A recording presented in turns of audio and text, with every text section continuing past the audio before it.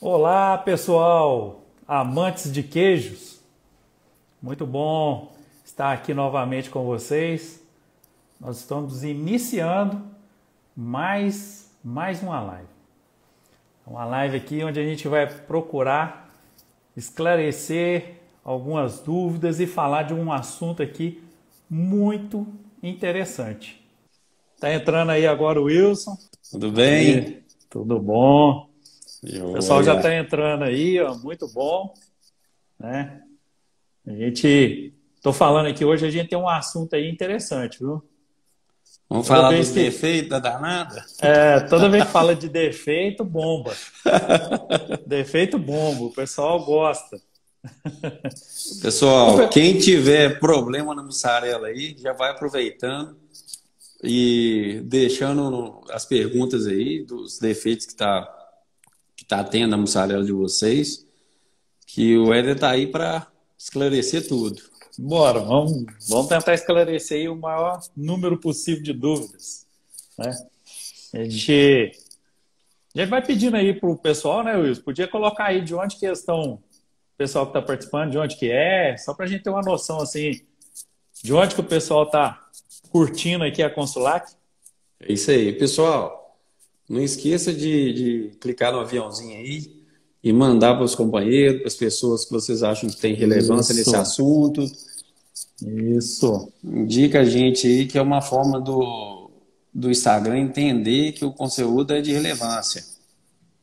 Muito bom, muito Boa bom. noite, Nath. Ó, a Nath está aí. A Carla também. Muito bom, pessoal. Muito bom. Bom, hoje a gente vai falar daquele assunto que traz muita dificuldade, mas também, quando a gente consegue resolver, é uma maravilha, Sem né? dúvida. É.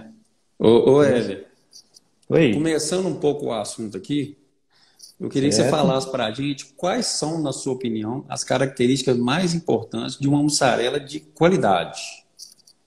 Com certeza, com certeza. Sem dúvida, a mais importante hoje aqui para nós no Brasil é a capacidade da mussarela ser fatiada. A fatiabilidade da mussarela. Essa é a característica mais importante da mussarela de longe. Aqui no Brasil, é importante a gente deixar claro isso, que isso é aqui no Brasil. A gente tem em outros países aí características muito diferentes de mussarela, né? Por exemplo, nos Estados Unidos, a mussarela não tem que ter essa característica. Ela está muito mais relacionada à capacidade dela derreter, dela não escurecer, do que necessariamente fatiar. Essa é uma característica muito peculiar aqui no Brasil, né? Então, hoje aqui no Brasil, sem dúvida, é a mais importante. E depois dela, aí a gente vem com aquelas outras características também que são extremamente importantes. Derretimento, escurecimento e separação de gordura. Essas aí são, com certeza, as mais importantes hoje, né, no que a gente vê de característica da mussarela, de uma mussarela boa. É claro que alinhada a isso, a gente precisa que a mussarela tenha rendimento adequado, né? Isso é o E principal. é o principal, esse aí dói no bolso, né? Esse dói no bolso, tem que realmente ser muito bom. Então, assim, não adianta a gente falar assim, eu tenho uma mussarela que é maravilhosa, saborosa, derrete bem, fatia bem, mas a mussarela, você está gastando 12 litros para fazer um quilo de mussarela, né? Não resolve, sua mussarela não é boa, né? É boa para o Aí, cliente, para você ela é péssima. aí tá tipo parmesão, né? É, se fosse fazer parmesão, é mais vantajoso. Então, assim, tudo tem que estar alinhado, né? O que a gente fala é o seguinte: as características funcionais, elas precisam, elas definem se o produto é bom ou não, mas elas têm que estar alinhadas com o rendimento. Todas elas têm que estar ali alinhadas ao rendimento. E é por isso que a gente vai hoje aqui falar sobre essas características funcionais, né? A gente vai falar aqui sobre os defeitos que acontecem com essas características funcionais e que prejudicam bastante aqui, né? tanto o rendimento quanto a qualidade, né, da mussarela. Hélio, Pode falar? você acha que para uma indústria, na sua opinião, você acha que a indústria ela tinha que diferenciar uma produção para atacado e uma produção para varejo? Você acha que tem alguma interferência? Por exemplo, hoje a gente lida com grandes redes de mercado, né, que tem giro muito rápido. Sim. E alguns clientes, algumas indústrias também atendem, além de atender essas grandes redes, atendem um varejinho pequeno.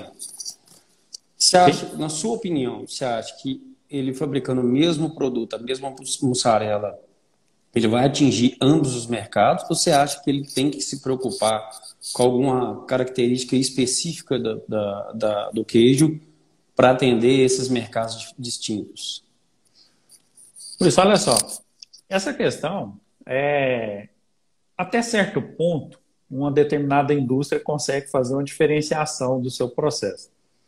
E conseguiria produzir uma mussarela que atendesse a um varejo pequeno, bem regionalizado, e uma mussarela que pudesse atender aí um atacado, um produto que fosse para uma distância um pouco maior.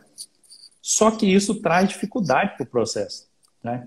Hoje o que eu mais vejo nas fábricas são dificuldades de padronizar o processo.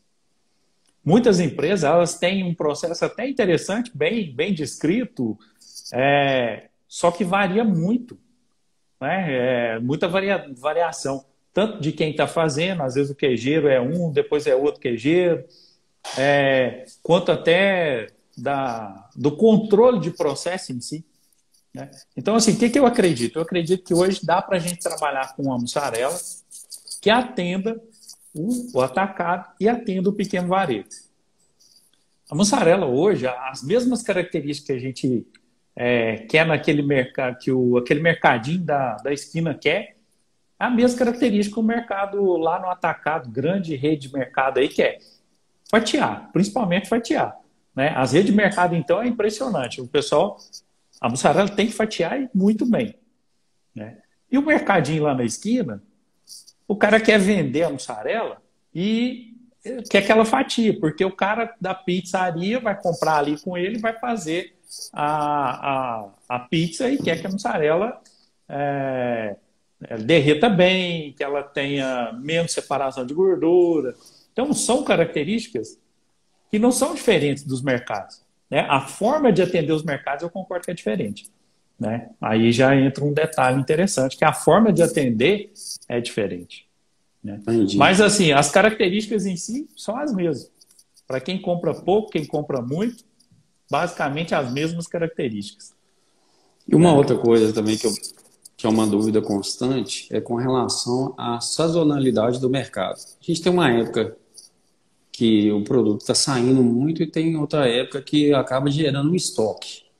Uhum. Você acha que a gente deve mexer em alguma característica do produto para conseguir passar por essa sazonalidade? Ou você acha também que tendo um padrão de produto, ele pode seguir o ano inteiro esse padrão que vai ser suficiente, vai ser bom? Pois eu vou te falar de situações claras vividas em consultoria.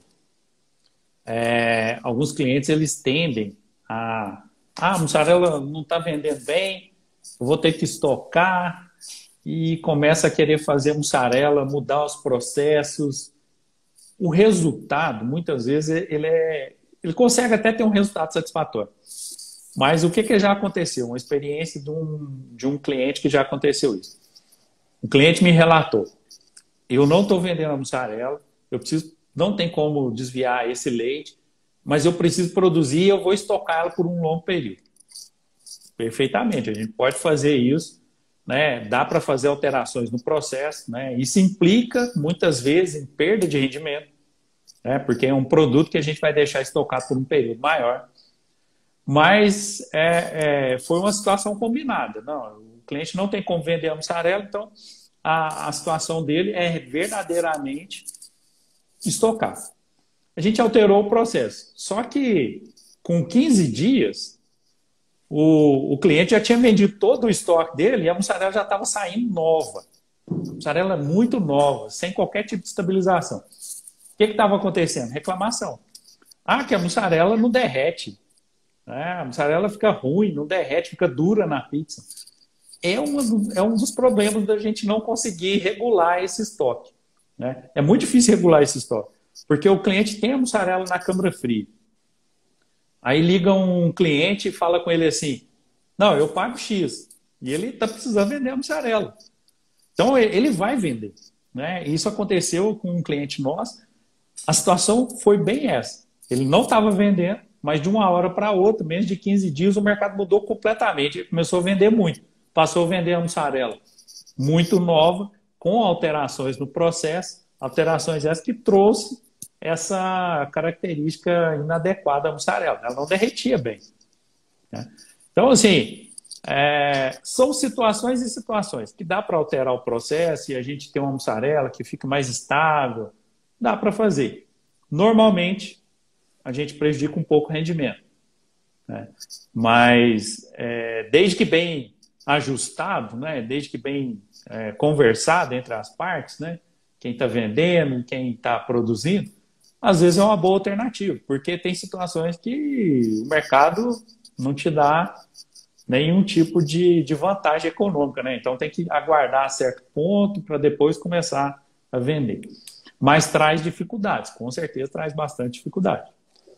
Isso é uma instabilidade constante do mercado, né? Essa questão de venda, às vezes precisar estocar, às vezes precisar vender rápido. Isso.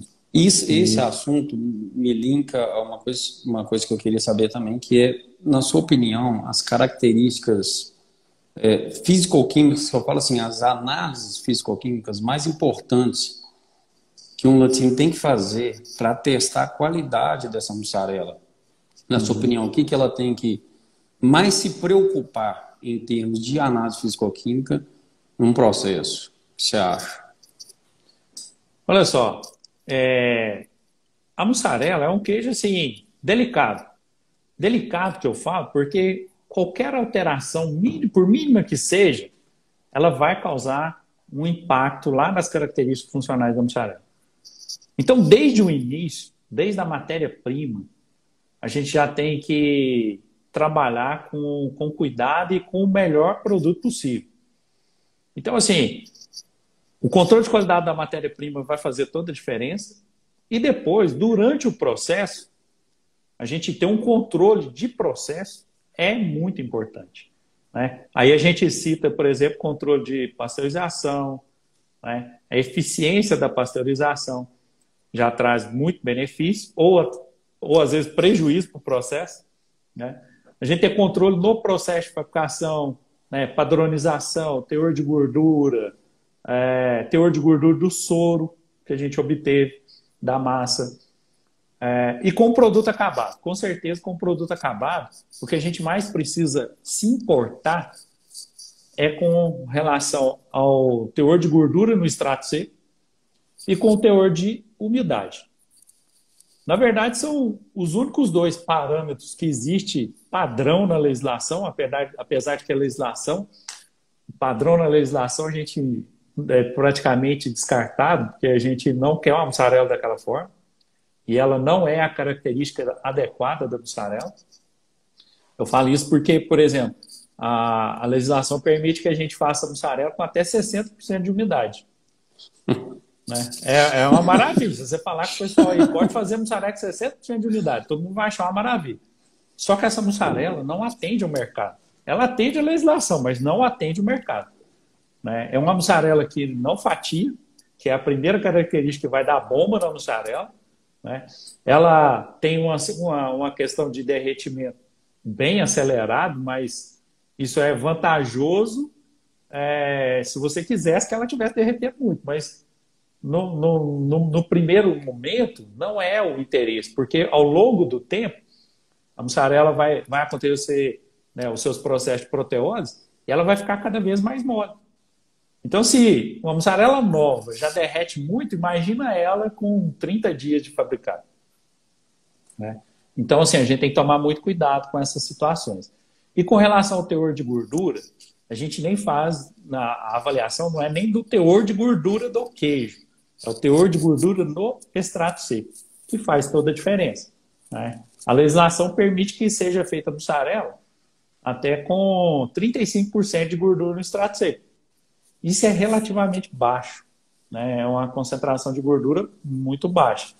E que normalmente a gente não consegue um resultado satisfatório, né? Alinhando teor de gordura no extrato seco com teor de umidade, e a gente não consegue um resultado muito satisfatório quando o teor de gordura no extrato seco é muito baixo, né? O que é ideal hoje para o mercado, né, para o mercado comum que a gente tem de mussarela hoje no Brasil, que é mussarela fatiada, a gente tem gordura no extrato seco variando entre 42% a 43%, como o ideal, e umidade variando ali de 46% a 43%.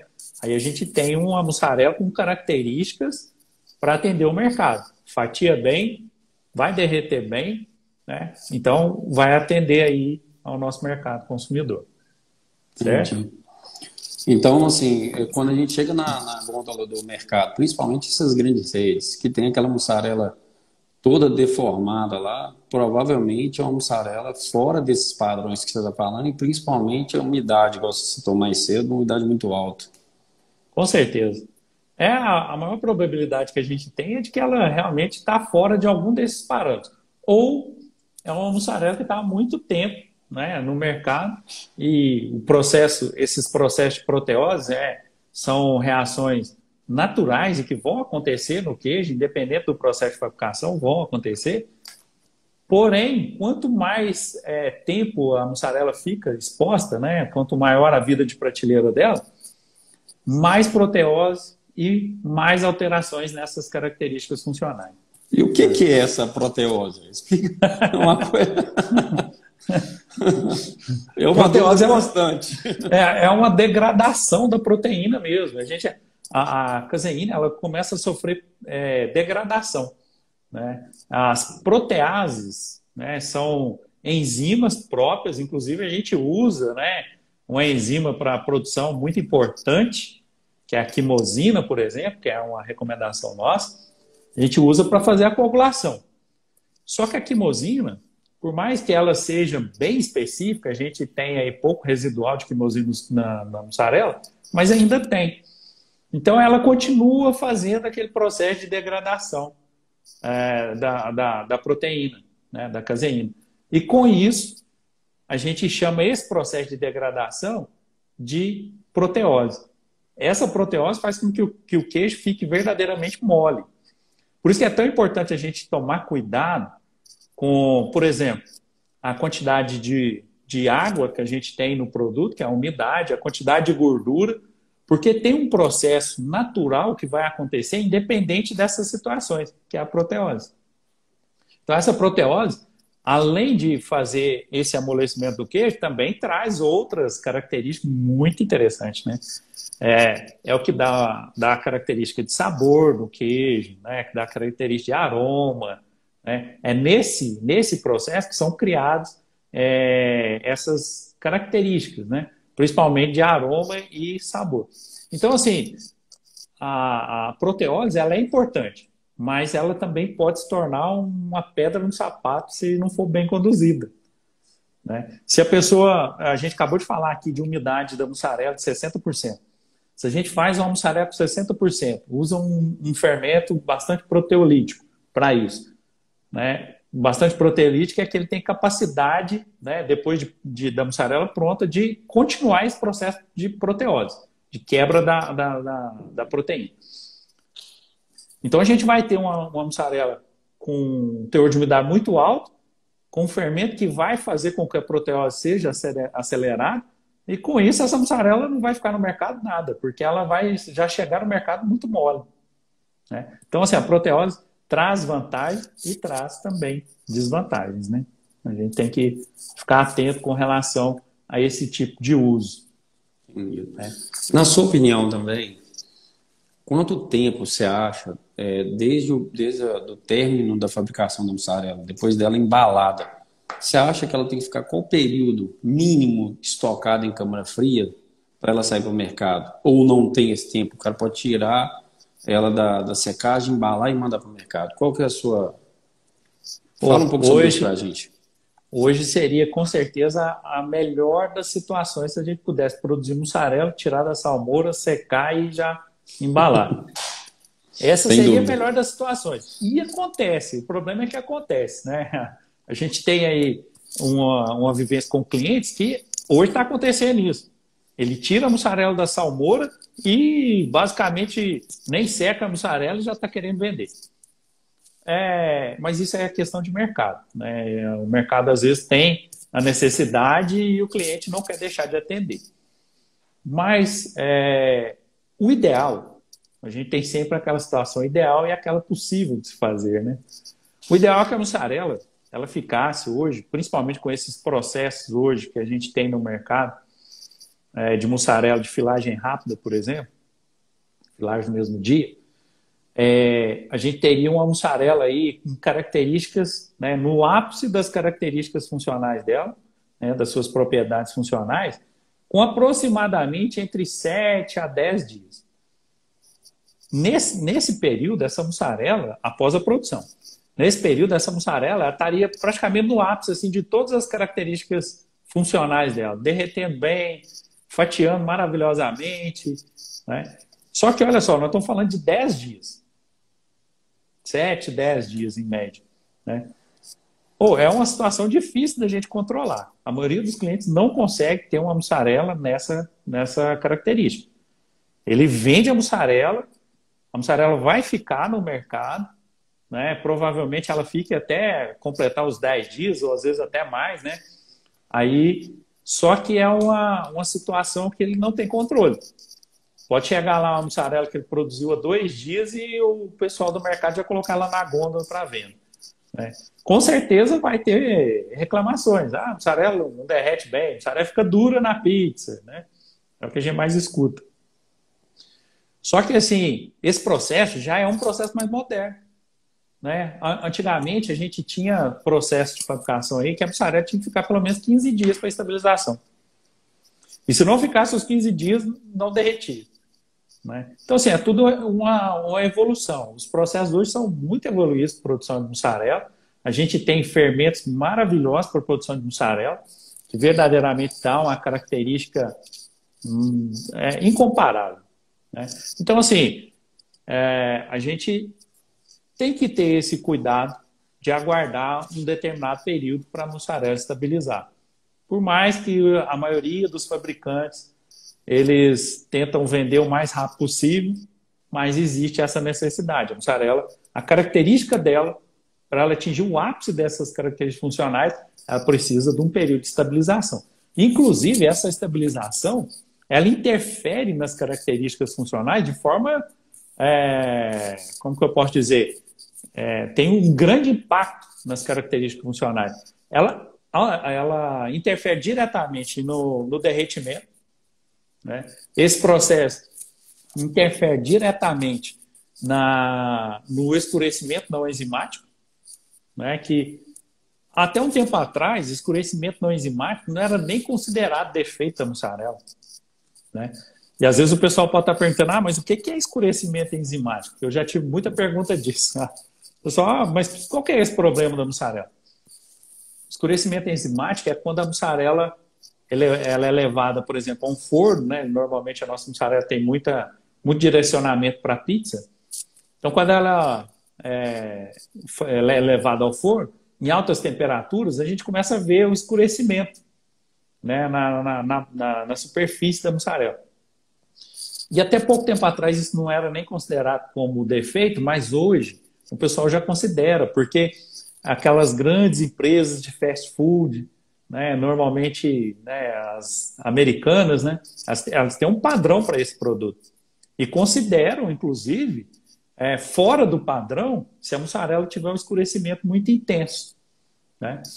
E esse escurecimento, ele tem relação com o período de estabilização da mussarela. É um dos pontos que interfere muito também. A própria fatiabilidade da mussarela depende muito do período de estabilização, né? E essa característica ela vai ser atingida se a gente tiver a estabilização num período adequado. Então, por mais que seja difícil, mas se você puder esperar um pouco para vender a sua mussarela, com certeza o resultado é mais satisfatório. A Tem menos problema. Juliana tá questionando aqui quando que ela pode escrever para o nosso curso. Juliana, a gente vai abrir uma próxima turma, tá?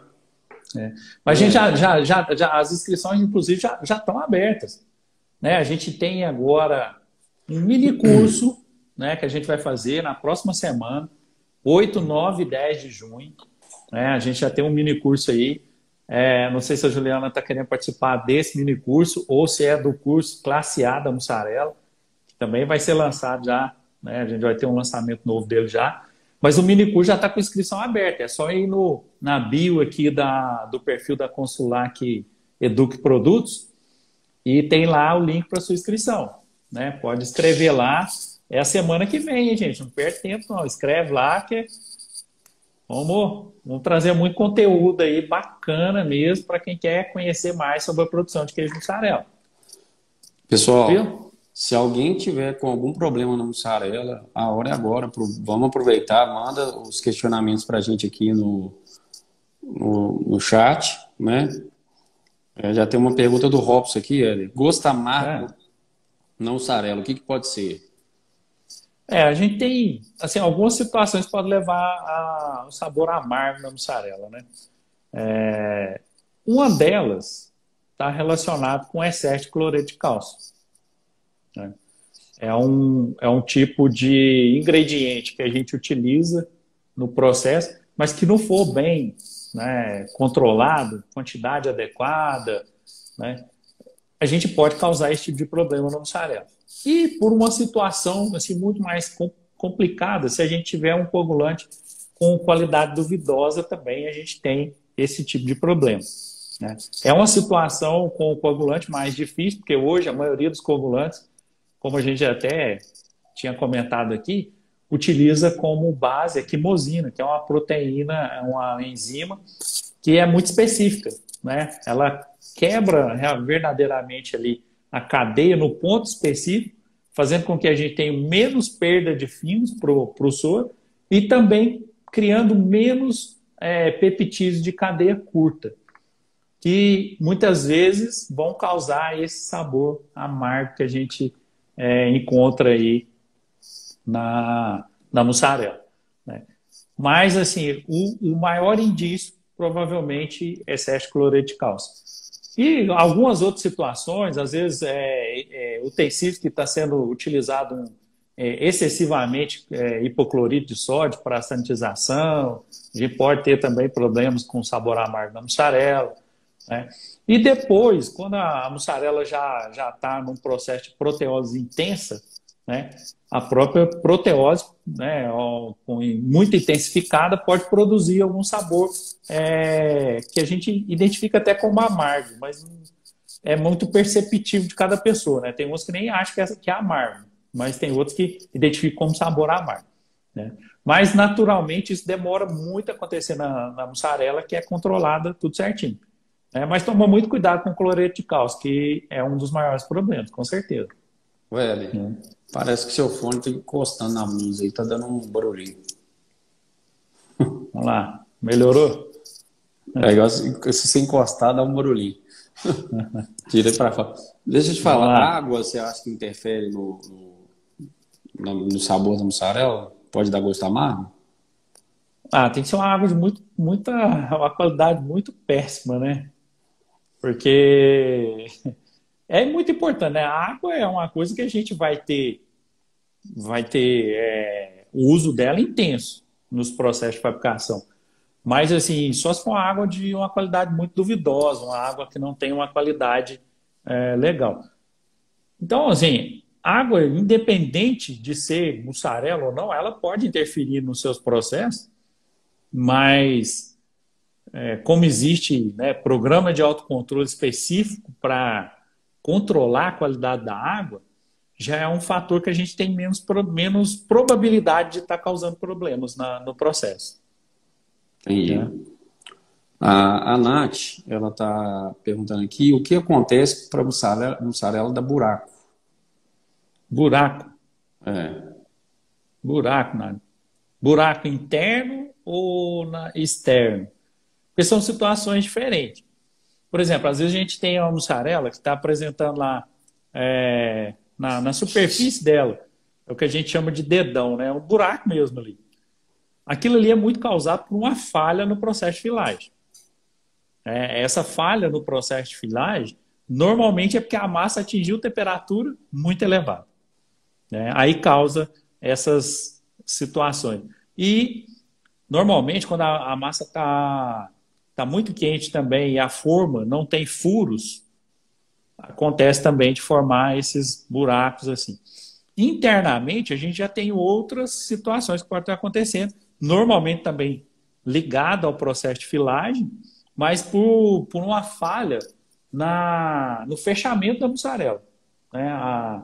Quem utiliza os equipamentos aí, moldadeira ou monobloco, a rosca sem fim, né, pode estar com algum problema e não conseguindo fechar. Seja por velocidade, que deve estar descontrolado, ou baixa ou alta demais, ou seja por falha mesmo no equipamento, né? Às vezes a gente imagina assim, mas o equipamento consegue fazer isso? E consegue. Eu já vi um equipamento, a gente até já fez vários vídeos aqui falando de equipamento, não é não? É. Equipamento que a rosca sem fim não tinha capacidade de fechar a mussarela. Por incrível que pareça, eu já vi equipamento desse jeito. A mussarela sempre saía com uma falha no meio. Parecia uma trinca, mas na verdade é porque ela não chegava a fazer o fechamento correto. E o cliente vivia reclamando, né? Quando a gente foi avaliar que era o equipamento, aí o cliente inicialmente ficou até na dúvida, né? Mas ele entendeu que era uma falha do equipamento, fez a substituição do equipamento, corrigiu o problema, sem alterar nada no processo, simplesmente um equipamento. Então pode ser uma dessas situações, né? Ou é externo ou interno, né? Isso aí que o Éder está falando, gente, linka muito numa questão. O que ele está falando é um fato que ocorreu num cliente nosso, e eu até comentei já em outras lives o seguinte: muito cuidado com o que o fabricante está prometendo entregar num determinado equipamento, tá?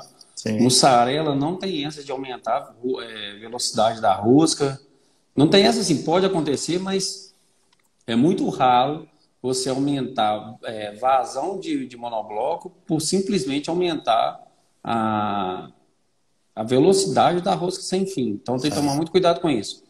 O caso específico que eu estou citando que aconteceu é o seguinte: foi vendido para um cliente nosso um monobloco de 1.000 kg/hora, e para a mussarela ficar fechadinha e ficar boa, o monobloco ele tinha que trabalhar de 400 a 500 kg/hora.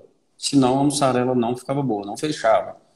E aí aconteceu o que o Éder está citando, que foi questionado o equipamento. O fabricante falou que a gente estava usando a velocidade da rosca errada, que era simplesmente aumentar a velocidade da rosca, que a mussarela, que o monobloco ia dar a vazão de 1.000 kg/hora. Realmente ele ia dar, mas o queijo não ia ficar um queijo bom. Então a gente tem que tomar cuidado com relação a isso, né? O monobloco é um equipamento que envolve uma engenharia, e a pessoa que fabrica ela tem que entender perfeitamente o processo que é feito, minuciosamente. Senão a gente vai ter problema futuro. Eu falo isso, gente, porque existe fabricantes e fabricantes. Tem gente muito boa e tem os mal fabricantes, né? E geralmente os mais baratos são os mais problemáticos. Já aconteceu o caso de um infelizmente, monobloco, né? Já aconteceu o caso de um monobloco ter uma diferença de valor até de 30%.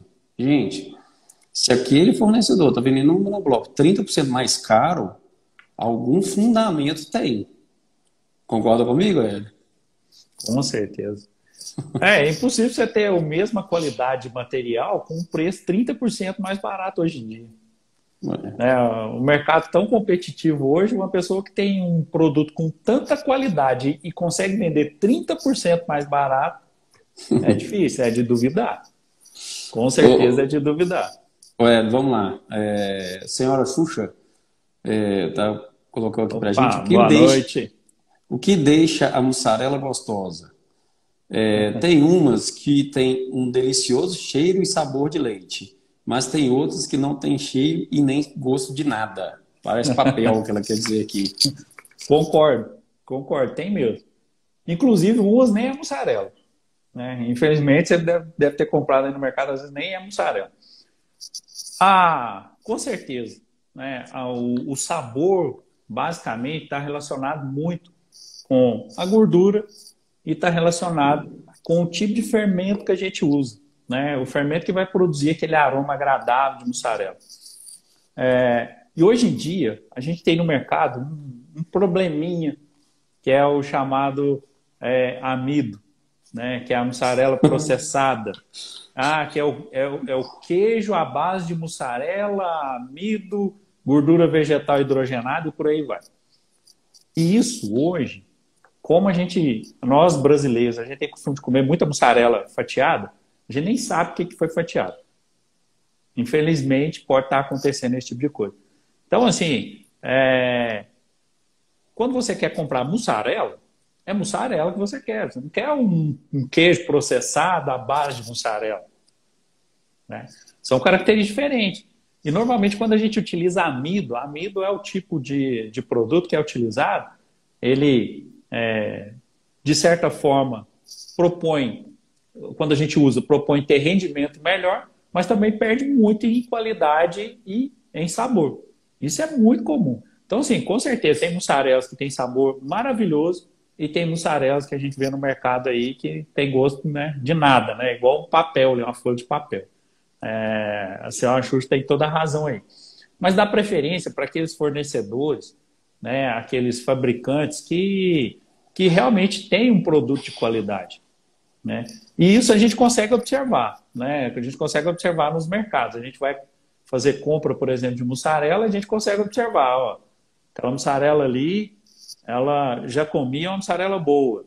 Infelizmente, visualmente, não dá para perceber, né? Não dá para saber assim, essa mussarela tem amido, aquela mussarela tem gordura vegetal.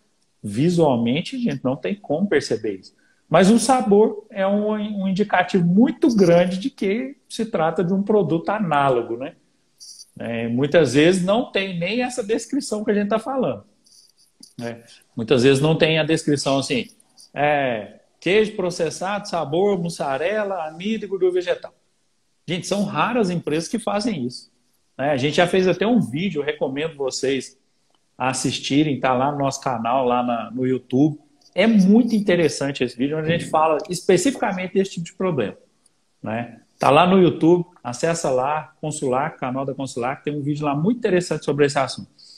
Só que, infelizmente, a gente não consegue observar visualmente e nem todas as empresas, elas destacam no seu rótulo esse tipo de situação. Então, fica parecendo que a gente está sendo enganado, né? De certa forma tá, né? Que isso é um queijo que finge ser uma mussarela, você compra achando que é uma mussarela e na verdade não é queijo. Não é queijo. Infelizmente. Deixa a gente triste esse tipo de situação, mas tem muito. E tem alguns que ainda insistem em falar com a gente, não, isso é tecnologia de fabricação. Eu concordo, né? A gente fazer um produto ali, né, similar, né? Só que existe nome para ele. A gente tem que classificar ele como mussarela, né, para enganar os outros. A gente classifica com a classificação adequada, né, que é produto à base de mussarela com amido e gordura vegetal, por exemplo, ou com amido, mas que seja claro. A gente tem marcas, né, que fazem esse tipo de produto e deixam claro nos seus rótulos. Isso aí, tranquilo. Se você quer comer esse produto, é um. Quer comer mussarela, é outro. Ô, pessoal, e tomar muito cuidado com as falsas promessas também nas indústrias, tá? A gente já se deparou com algumas situações onde chegam vendedores de insumos falando que a mussarela fica igualzinha, que é um excelente queijo, que vai aumentar seu rendimento, que a mussarela fica extraordinária. A gente nunca viu isso acontecer. Né? A gente tem muita assim, vivência de mercado. Gente, queijo é feito de leite. Amido... É um produto análogo. É o que eu falei. O cara fala, isso é tecnologia de fabricação.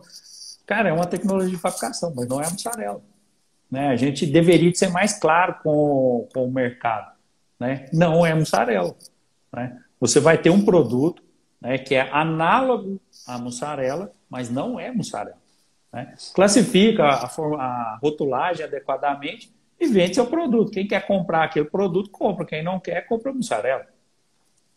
É verdade? Sem dúvida. Ué, da Nath, vou fazer mais uma pergunta aqui. O que pode ser mussarela amarela? Amarela. Desculpa. O que pode ser a mussarela amarelar no mesmo dia? Olha só, essa questão de amarelar a mussarela, a gente tem características bem distintas ao longo do Brasil, de maneira geral. Isso eu estou falando característica do leite. Do leite no sul do Brasil, do leite no norte do Brasil, em Minas Gerais, no Mato Grosso, em Rondônia. O leite é muito diferente. E tem uma característica específica que torna isso mais claro e evidente, que é a quantidade de beta-caroteno no leite. É um corante natural, principalmente da pastagem. Então, assim, ele deixa a mussarela ou mais amarelada ou mais branca. Né? Inclusive, às vezes a pessoa me pergunta assim, não, mas a minha mussarela aqui sempre foi clarinha, agora é que ela está ficando amarelada. Né? Mas você sabe o que o seu gado do leite que você adquire está comendo? Qual que é o tipo de alimentação que esse gado tem, a dieta dele? Então, isso tem uma variação, sim. Né? Inclusive, causa alguns problemas, né, para aquelas empresas que têm um padrão de coloração da mussarela, isso gera problemas. Né? Uma das alternativas que a gente tem, quando você tem certeza que o seu leite é um leite que tem mais beta-caroteno, vai deixar a mussarela mais amarelada, né? A gente costuma fazer o uso de clorofila, né, que é um descorante natural permitido pela legislação e que vai deixar a mussarela mais clarinha. Né? Aí depende de gosto. Tem pessoas que gostam da mussarela bem amarela, tem pessoas que gostam da mussarela bem branquinha. A variação no continente Brasil, né? Que é muito grande. Cada região quer de uma forma, né? Cada região quer de uma forma. O grande Nilton está aqui com a gente mais uma vez. Ô, Nilton, um abraço. Boa noite. Você sempre está participando aqui muito de Vitória da Conquista. Bom. E ele está falando aqui o seguinte, aqui o clima varia muito nesse período de maio até agosto. Alterna entre muito frio e um pouco de calor. E no período que está frio, temos problema com o pH da massa. Como posso resolver esse problema? Olha só, Nilton. O ideal é que, assim, quando a gente verifica que a temperatura tem caído rapidamente e a gente está tendo problema com o pH da massa, provavelmente o seu processo não é filagem no mesmo dia, né? Porque na filagem no mesmo dia, você não tem tanta interferência da temperatura ambiente. Porque o seu processo acontece de forma rápida e controlada, né? Você tem ali um controle muito interessante ali, rápido. Então, o pH é quase que padrão a fermentação. Mas quando a gente faz filagem do dia seguinte, realmente a gente tem muito problema com relação a pH em dia frio. Né? E é natural e tem uma explicação muito lógica. As bactérias, elas precisam de temperatura para desenvolvimento. Né? Então, quando a gente faz filagem no dia seguinte, a gente utiliza normalmente bactérias mesofílicas, um fermento mesofílico, para que elas se desenvolvam. Só que esse fermento ele tem uma faixa de temperatura ótima de desenvolvimento ali entre 30 e 35 graus. Mas imagine, você preparou uma massa hoje, né, coagulou de maneira correta, aqueceu 42, só que você coloca numa estante para fermentação e a temperatura ambiente vai interferir muito. Né, porque o ambiente vai resfriar rapidamente, principalmente à noite, né? A temperatura vai abaixar rapidamente e com isso essas bactérias diminuem o seu desenvolvimento. Uma vez que elas diminuem o seu desenvolvimento, com certeza elas vão produzir menos ácido lático, porque é no desenvolvimento delas que a gente tem a produção de ácido lático. Consequentemente, o pH da massa não reduz àquele ponto ideal que a gente tem. Uma das formas da gente corrigir né? É a gente ter uma adição um pouco mais elevada de fermento nos dias que você sabe que vai estar mais frio. Porque assim, por mais que diminua a velocidade de desenvolvimento, mas o número de bactérias que iniciou é maior. Então elas vão conseguir produzir mais ácido lático. É uma das alternativas que a gente tem para esse tipo de situação. Pessoal, a gente vai ter o mini curso aí da mussarela, né?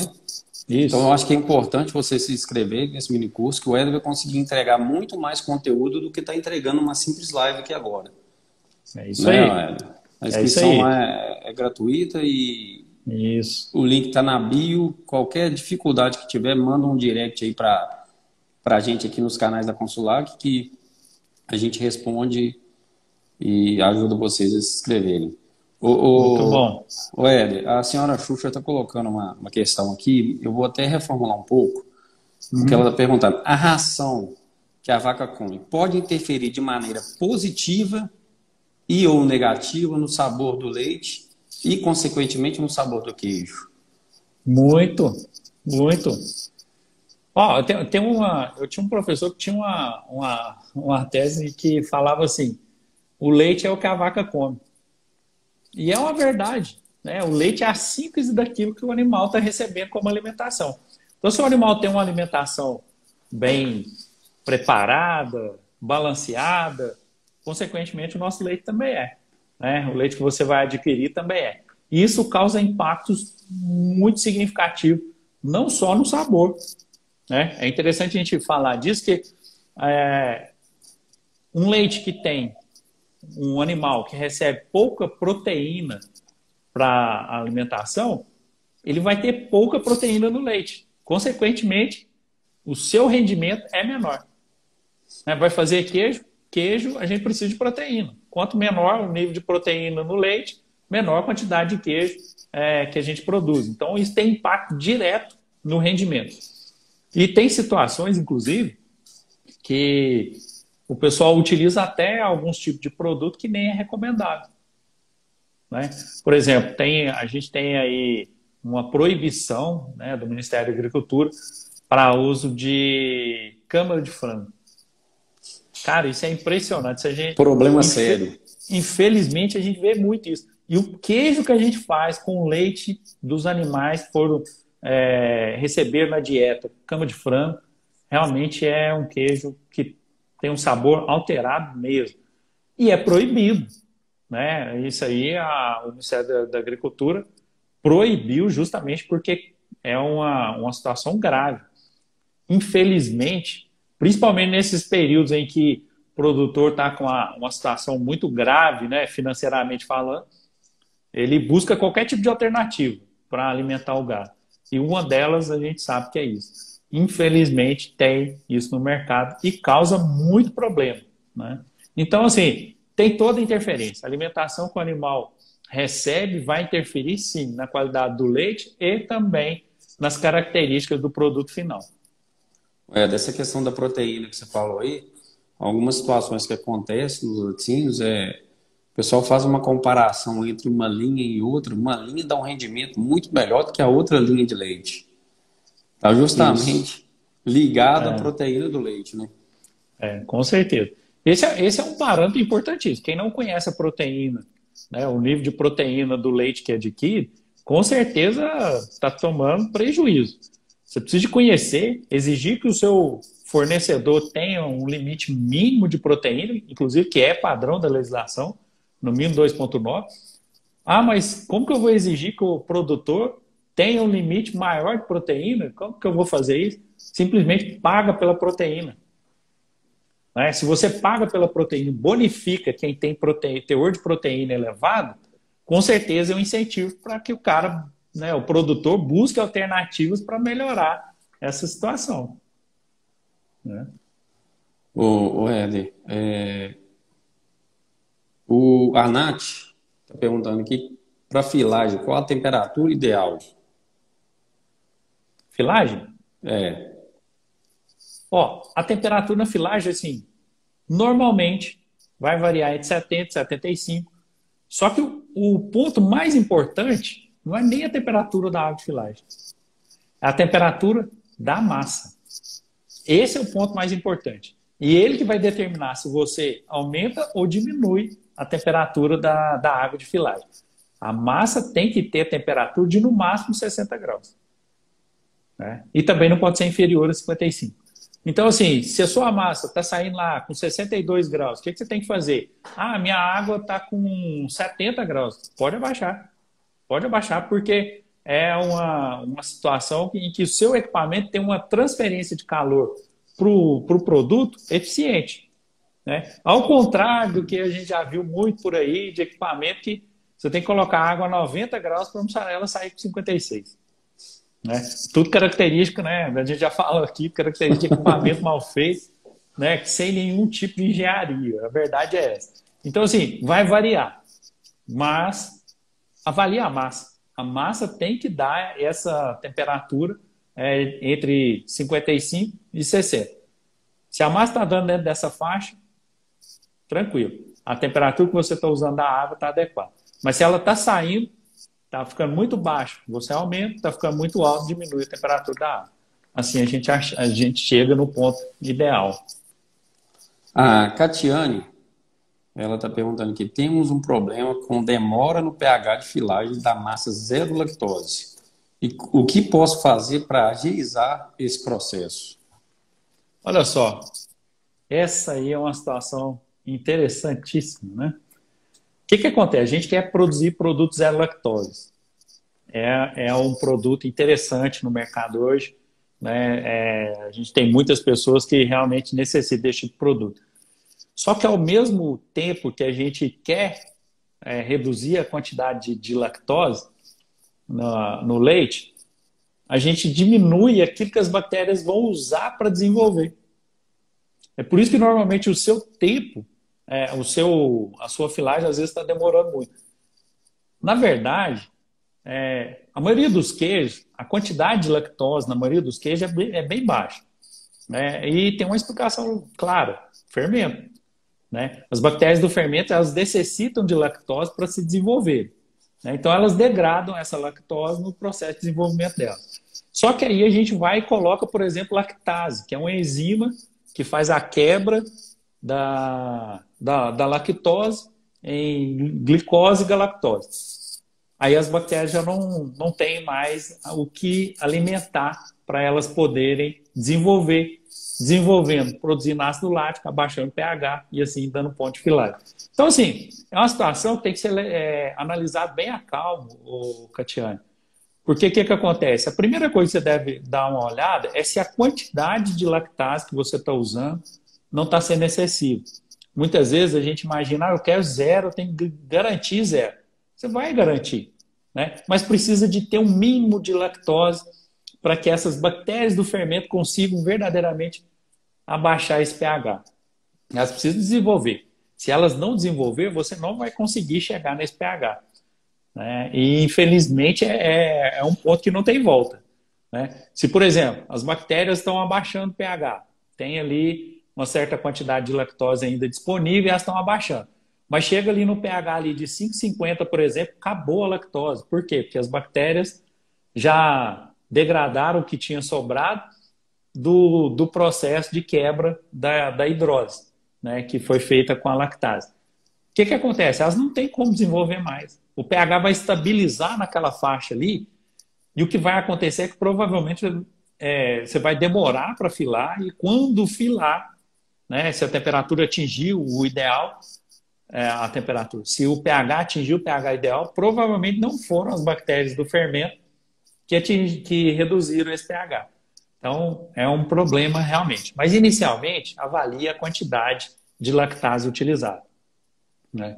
A quantidade de lactase utilizada, o tempo que está levando, né? O tempo que você está levando entre a adição da lactase ao leite e o tempo de fermentação.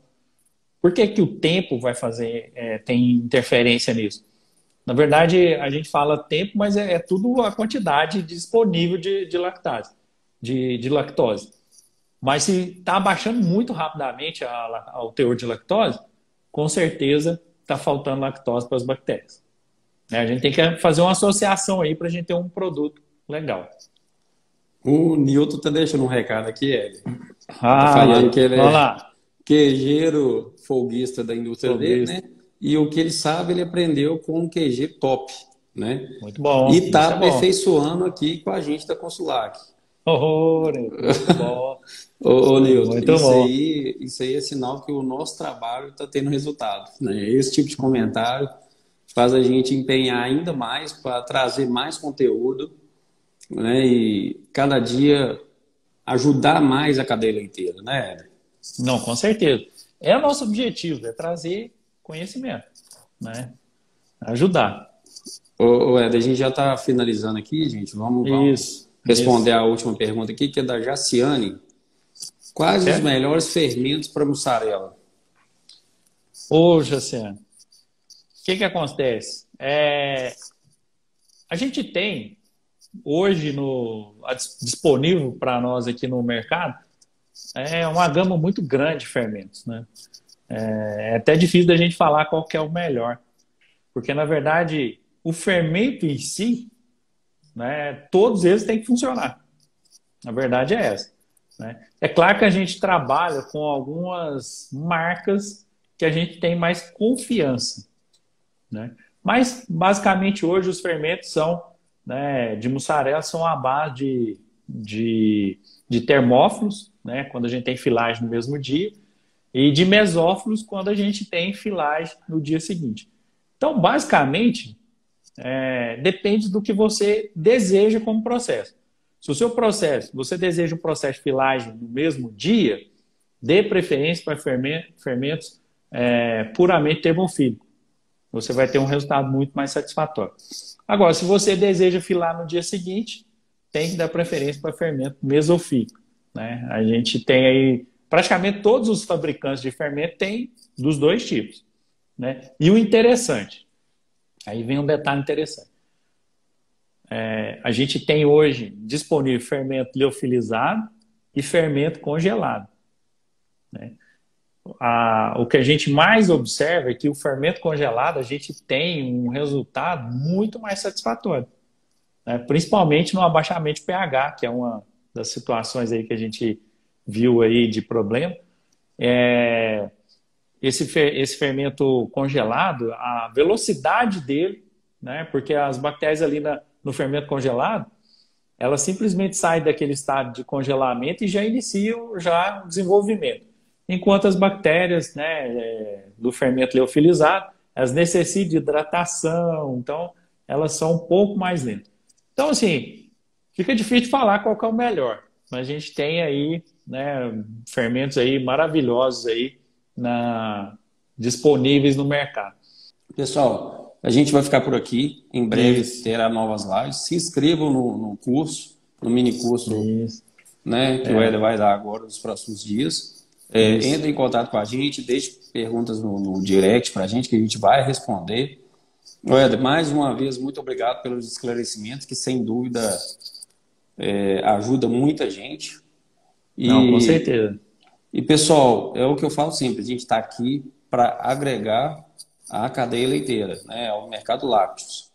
Então, o que a gente puder fazer e tiver ao nosso alcance, a gente vai fazer para melhorar um pouco o dia a dia de vocês aí nas indústrias.